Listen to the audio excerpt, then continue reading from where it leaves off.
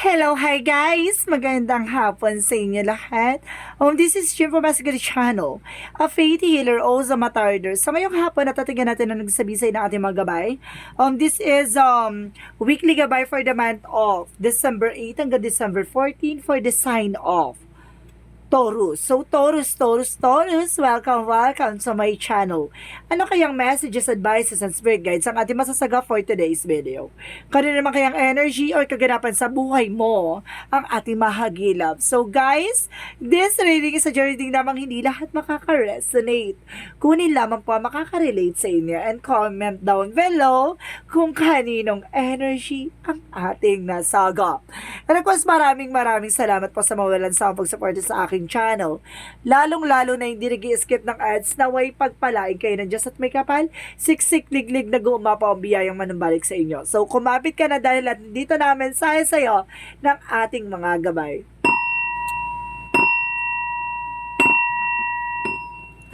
Angel Spirit given information for the sign of Taurus. Ano na naman kaya hanash or kaganapan sa buhay nyo ang ating mahagilap? So, there is a Four of Pentacles. So, there's a protections na pagdating sa finances. So, saving money. So, kailangan mo magtipid or something, maging kuripot, no? Or, kumbaga, gamayan mo about sa finances mo. Hindi ka pwede maging padalos-dalos. And because there's a higher fancy, there's a lesson learned. Kailangan mo matuto pagdating sa finances. Matuto kang magtipid, matuto kang magkaroon ng mag-manage ng pera at maging balance, no? So, let's see what is additional messages. There's an Ace of Wands. So, there's a new beginning coming in for you. May bagong simula dito. At sinasabi sa dito, magtatagumpay ka. There's a victory and success. And because there's a Two of Cups. So, there's a partnership. Wow, unconditional love, no? So, there's a partnership dito na nakikita natin, no? So, there's a love life. And of course, there's a Knight of Wands. And of course, there's Six of Cups. So, guys, there's a final push na may mga bagay na kailangan mong gawin at kailangan mo pang i-improve yung sarili mo. With the Six of Cups, kumbaga, there's a memories. Kumbaga, may mga bagay, kumbaga, nangyari, kumbaga, sa mga nung familiarity for childhood, no, kumbaga, may mga kaganapan sa pagkabata mo na kailangan pa i-enhance or kailangan pang mas galingan, no? Kumbaga, kailangan mo i-improve yung sarili mo. So, let's see what is Four of Pentacles. And of course, guys, there's a Eight of Wands. So, there's a fast communication and fast movement. So, ibig sabihin dito, maraming messages ka matatanggap na magbibigay sa iyo ng additional resource of income.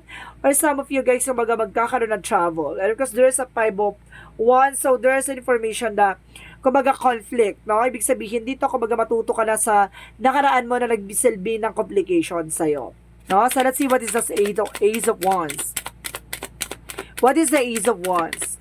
And because there's a Page of Pentacles, so there's a manifestation, no? May mga bagay na unti-unti ka na mamamanifest, no? May mga bagay na unti-unti ka na nasa sa katuparan, at may mga bagay na unti-unti mo na natutupad, no? So, let's see what is the Two of Cups. And of course, there's the Wheel of Fortune. So, there's a destiny, no? Kumaga, mayroong good luck. And of course, there's a partnership. Talaga naka-destiny kayo nitong tao na to kasi there's a partnership. And of course, sinasabi na Wheel of Fortune is a destiny, good luck, swerte. At there's a success and achievement, no? Recognitions, rather. What is the Six of Cups? And because there's a Page of Cups, listen to your intuition and listen to your gut feeling, ha? Kumbaga, makikinig kayo sa iyong inner voice, no? And of course, there's an assessor sa kung nag-ano dito na mayroong gumagabay sa'yo, no? And of course, there's an Hermit card for spiritual enlightenment. May mga bagay na maglilinaw sa'yo. Kumbaga, may mga bagay na mauunawaan ka. May guardian angel ka dito na spiritual, ha? There's a spirits na gumagabay sa'yo with ancestors, no? Merong mga yumao sa buhay kang ginagabayan ka. So, let's see what is the Four of Pentacles and of course, the Eight of Wands. And because there's a Four of Wands, so there's a celebration, no? May celebration dito na, kumbaga, napagtaguin pa yan mo, no? Na mag-savings ng pera, magtabi, mag-ipon, no? At, kumbaga, tendency, kumbaga may mga bagay na kumbaga bigla ang eksena or emergency, kumbaga may mahuhugot ka. Let's see what is the Hierophant and of course the Five of Wands. So there's a Ten of Swords. So see, kumbaga na ito complication na ito na nag-backstab sa'yo before or natin rider ka na nagbigay sa'yo ng complication or some of you competitors na kumbaga matuto ka na, no? Na kumbaga magkaroon ng distansya sa paligid mo kasi some of you madalas ka tinatrader or madalas ka talagang nabobodol. Let's see what is the Ace of Wands and the Page of Pentacles. And of course, there's a the World card. So, some of you kumbaga there's a manifestation, there's a trouble talaga, no? Maaari may trouble ka dito. And of course, there's a success, no? Kumbaga sinasabi ng the World card, kumbaga mag-ingat ka rin sa paligid mo at magkakaroon ka ng bagong eksena. So, let's see what is the Two of Cups and the Wheel of Fortune. And of course, there's an Ace of Swords, a mental clarity. So, magkakaroon ka ng kaliwanagan dito na magdadala sa iyo ng breakthrough or tagumpay, no? Kumbaga, pag umikot na yung kapalaran, mukhang talagang tumutok sa iyo yung araw na you are on the spotlight. So, let's see what is the Six of Cups and the Page of Cups. And of course, guys, there's the Hangman. So, nagkakaroon dito ng delays or something. Kumbaga, hindi ka pa nakakabangon dito mula sa nangyari sa'yo from the past. It's either heartache or something, kumbaga, financial loss or poverty or something, utang, no? There's kumbaga, naihipit ka sa situation na, kumbaga, there's a remnants na, kumbaga, hindi ka pa makabangon, no? So, let's see what is the Nine of Wands and of course, the Hermit card. And of course, there's the Moon card. So, there's a truth reveal, no? Kumbaga, malalaman mo lahat ng revelasyon na at the same time, there's a mystery behind, no? With the Hermit card, about sa spiritual mo, no? At mauunawaan mo yung mga bagay na kailangan pang, kumbaga, i-push pa yung mga bagay-bagay para maunawaan mo yung nangyayari. Kumbaga, kailangan there's a realization about sa spirituality na maunawaan mo kung ano talaga nangyayari sa'yo about sa spiritual. So, some of you, kumbaga, magkakaroon ka ng anxiety or something, sleepless nights na nahihirapan ka sa pagtulog or either, kumbaga, nakakaramdam ka ng something fear, no? Or something trouble. So, ibig sabihin dito, about na hindi na normal yung nararamdam mo either. Kumbaga, there's a spiritual involvement, no? So, let's see about naman sa love life. Let's see about sa love life. Get more information. About sa love life, there's a Seven of Swords. So, there's a sneakiness, no? Kumbaga, meron ditong kumukuha ng information sa inyo. At the same time, there's a Five of Pentacles. Kumbaga, there's a financial loss. Or some of you, there's a cheating and lying on you about sa pera, no? Kumbaga, meron ditong nagsinungaling about sa pera sa'yo. It's either family-related, jowa, asawa, kapatid, or something, kumbaga, kamag-anak mo. Parang may ganon. Kumbaga, nagkaroon ng cheating or lying sa about sa pera. Parang ganon. Nagsinungaling. So, pagdating naman sa love life mo, parang yun nga, no? Kumbaga, nagkakaroon ng sneakiness or something. Kumbaga, na-traitor ka, parang ganon.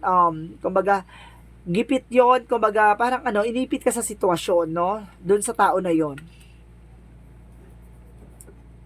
Kumbaga, it's either binenta ka doon sa tao na yun or something na, kumbaga, about sa love life mo na nagkaroon ng cheating sa family related, no? Na nagbigay ng cost ng finances. Or some of you, kumbaga may cheating talaga or lying dito na about sa pera. No? And of course, there's a Queen of Swords. So, there's a bigger picture, no? Kumbaga malalaman mo yung mga bagay na at the end of the time. So, let's see about naman sa career. And of course, about sa career, there's a judgment for a wake-up call. So, meron ditong a wake-up call for Eight of Pentacles. Wow, mag-focus ka sa negosyo at trabaho mo, no? There's a being dedicated. So, magkakaroon ka dito ng awakening or parang nagising ka sa katotohanan na kailangan mo na mag-focus sa buhay. Parang ganon. So, let's see about naman sa health. About sa health mo is King of Pentacles. Secure. No? There is a secure and of course the Chariot card. Now, kumbaga there's an action. So, sinasabi sa'yo dito na, kumbaga secure ka naman at talagang maingat ka naman pagdating sa mga bagay-bagay. Kailangan mo lang talagang i-deadman, no? At kailangan mo mag-take ng action, kailangan mong gumalaw, kumilos. Hindi ka dapat nag-i-stay dyan sa eksena na yan kasi nagbibigay sa'yo yan ng worries and fear na magkakos ng negative energy or blockages, no? So, kailangan mong, kumbaga, libangin yung sarili mo, no? Kumbaga, secure ka naman sa eksena, kailangan mo lang talagang kumilos, gumalaw, no? So, let's see what is the outcome muna. Let's see what is the outcome. Ang pinaka-outcome is the Knight of Wands. So, there's a slow and steady. And of course, there's strength card, no? Confidence. So, kailangan mo magkaroon ng confidence. At kailangan mo maging matapang, no?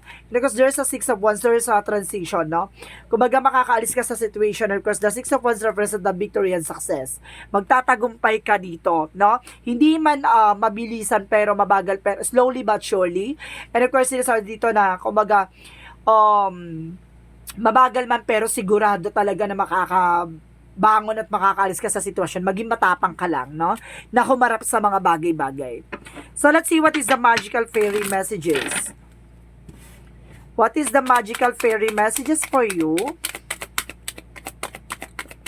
And of course, there's a goodbye to the old, hello to the new. So, kailangan mo nang, 'di ba, bitawan yung mga bagay na nakaraan at kailangan mo na magsimula ng panibago, 'di ba? Hindi mo kailangan mag-iingkin sa nakaraan, kailangan mo nang humarap sa bagong eksena, 'di ba? So, sinasabi, you finish one part of your life and now a new and even better part is beginning. So, magsisimula na ang panibagong eksena. So, let's see what is the yin and yang oracle card.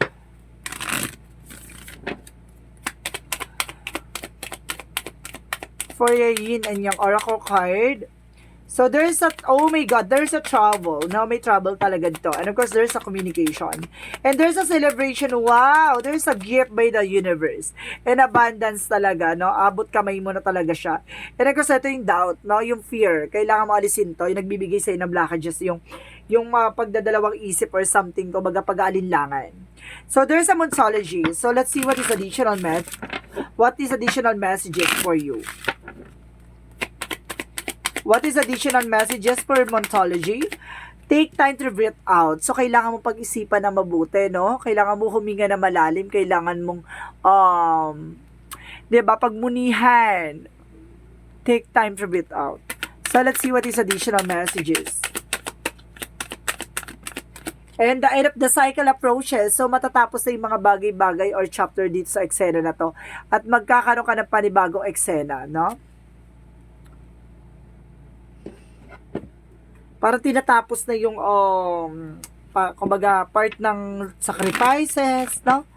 So let's see what is Archangel Michael. Anong chika ni Archangel Michael for you? And there's a self-respect. So kailangan mo respeto sa sarili mo, ha? Huwag ka masyadong pinapuwersa yung sarili mo. At the same time, there's a make a commitment. So kailangan mo ng commitment, no? Kailangan mong tumutok, no? Oh my God.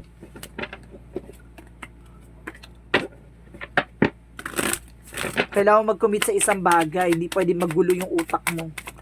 And of course, there's a baby step. So, an action. Follow your intuition. So, makikinig ka lagi sa intuitions mo, no?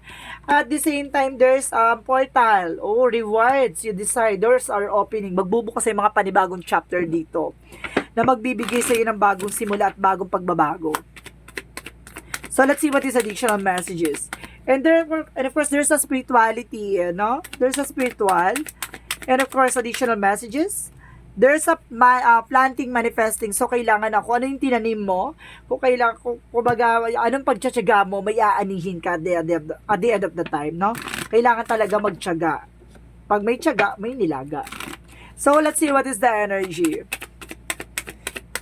And of course, all time out, kailangan mong kumawala sa sitwasyon, kailangan mong pakawalan yung mga negative thoughts and negative energy, and mahan holding a coin. So some of you, kumbaga, there's a person na kumbaga may hawak ng finances. If you are a man, ikaw ay may hawak ng finances. If you are a woman, kumbaga itong taon na to ang kumbaga magbibigay sa'yo ng finances. Because there's a thinking woman. So some of you, Taurus, overthinking ka. Or if you are a woman. So if you are a man, kumbaga yung person mo, overthinking. So, let's see what is additional messages. And ako sinasabi dito, there's a friendship. So, some of you, I understand that a friend is in the life for a reason. So, ibig sabihin, may mga kaibigan ka dyan na, kumbaga, mayroon talagang rason kung bakit nandiyan sa buhay mo. Siguro, hindi para, diba, kumbaga, tulungan ka para sirain ka pala. And of course, there's a guilt. Marami din nagagalit sa'yo, no? Kumbaga, or some of you guys, yung galit niya yun, nagsisilbing blockages. So, kailangan mo i-release yan, no? So, let's see what is the Romance Angels. Romance Angel represent Free yourself. It's time to take back control of your life. So, kailangan mong tutukan yung sarili mo, no? Kailangan mong mag-enjoy sa kung ano man ang ginagawa mo. Additional messages. And of course, there's a trust. So, magtiwala ka, no? Kailangan mo magtiwala sa ating poong may kapal. Magtiwala sa nangyayari sa inyo. So, let's see what is Archangel Raphael messages for you.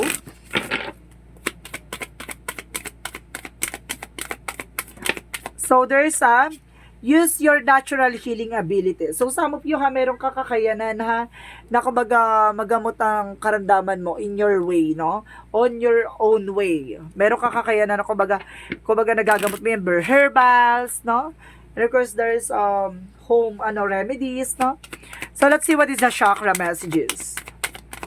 And there's an expansion. So, kumbaga magkakaroon ka ng kumbaga malawak na kaisipan or an expansion for finances, no? And because there's a discovery. Marami ka madidiscover dito. And there's a victim. Maaring biktima ka ng mga traidor, manloloko, manggagamit, ganon. Kumbaga, there's a victim, no? Kaya kailangan maging aware ka. Lalo na sa buhay na ginagalawan mo, marami dyan talaga na no?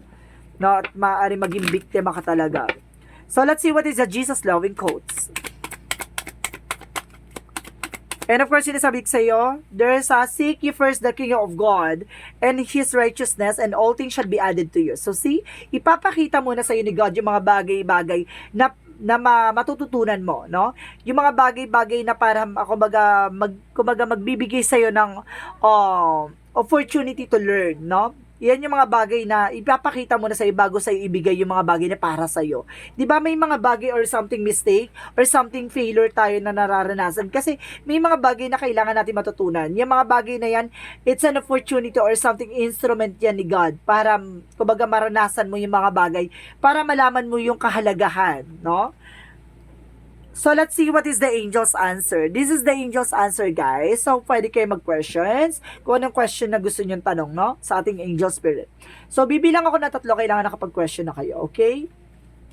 Sa isip lang to. 1,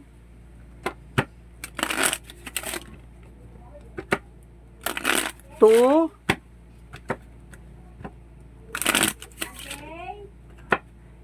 3. So, let's see what is the angel's answer. Please give me information. Angel's answer, give me information. Take action. So, kailangan mo kumilos, gumalaw dito, no? So, kailangan mo magdesisyon, no?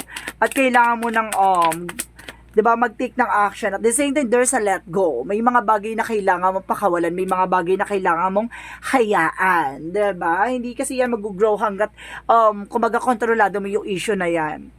So, let's see what is the angel's number. There's an angel's number, guys. Let's see what is additional messages for angel's number. And of course, guys, there's 11:11. So, I am awakening. So, para sinasabi dito, parang ginigising ka sa mga bagay-bagay na nangyari sa'yo. Like our realizations, no?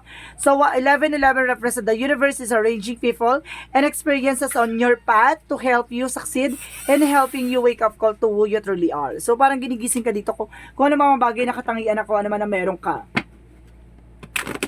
So, let's see what is the messages of life.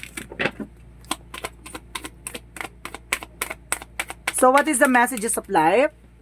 Okay, there's a God sustain me. So, sinasabi dito, as I turn each day over to God, my worries is and my resistance, softness, in the arms of God love, I find the inner peace, even in challenging times today. My faith is providing me with a great strength, and I welcome all that comes my way, knowing that love of God sustains me. So, ibig sabihin dito, yung mga bagay-bagay na, kumaga, nangyayari sa'yo, no? Ibig sabihin talagang, ipinagkakaloob yan ni God para malaman mo yung mga bagay-bagay na matututunan mo. Kumaga, challenge yan sa'yo, na parang, kumaga, tumaas yung level mo sa mga bagay-bagay. Nang sa ganun, matutunan mo yung mga bagay na kailangan mong malaman. Kumaga, may mga ma-unlock ka dyang knowledges or information na dadalhin mo yan in the near future. So, this is the weekly gabay for the month of December 8 hanggang December 14 for the sign of Taurus. So, Taurus, maraming salamat po for your wonderful reading.